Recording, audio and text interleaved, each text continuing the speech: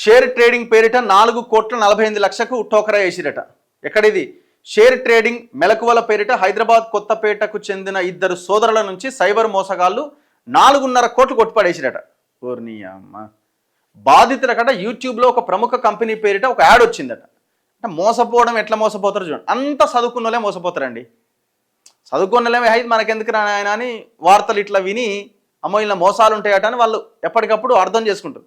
చదువుకున్నోడికి తెలివి ఎక్కువ కదా, ఆ తెలివి ఎక్కువ దానిలో చూద్దాం ఓపెన్ చేసి అని వాడు ఓపెన్ చేసుడు, లోపలికి పోడు మొత్తానికి అకౌంట్ ఖాళీ అవ్వడు. ఇది కనిపిస్తుంది మనకి. ఇగో అయితే యూట్యూబ్ అట. యూట్యూబ్లో ఒక ప్రముఖ కంపెనీ పేరు ఒక యాడ్ వచ్చిందట.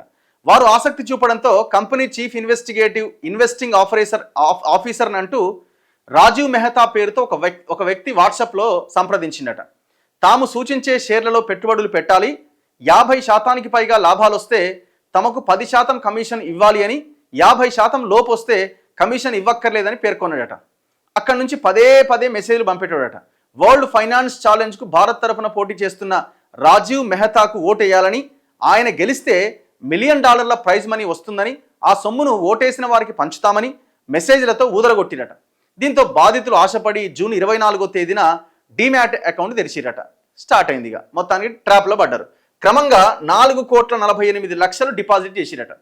దానిపైన 39 కోట్ల అంటే మనోడు పైసలు ఉన్నోడే ఉన్నట్టుంది గట్టిగానే. నేను చెప్పినా కదా, నేను ఎవడు మోసపోతాడా అంటే డబ్బులు ఉన్నోడే మోసపోతాడు. ఎటుబా ఇది? ఇగో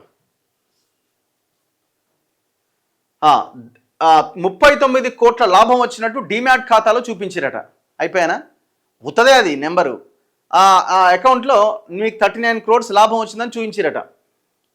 అందులో 2 కోట్లు విత్డ్రా చేయాలని బాధితులు అడిగితే లాభంలో 10% చెల్లించాలని మోసగాళ్ళు డిమాండ్ చేసిరట. బాధితులు బెంగళూరులోని కంపెనీ ప్రధాన కార్యాలయానికి వెళ్ళగా రాజీవ్ మెహతా గతంలో అక్కడ పనిచేసి మానేసినట్టుగా తేలింది. వరల్డ్ ఫైనాన్స్ ఛాలెంజ్ వంటి స్కీమ్ ఏమీ లేదని అక్కడి వారు స్పష్టం చేయడంతో వెనుదిరిగారట.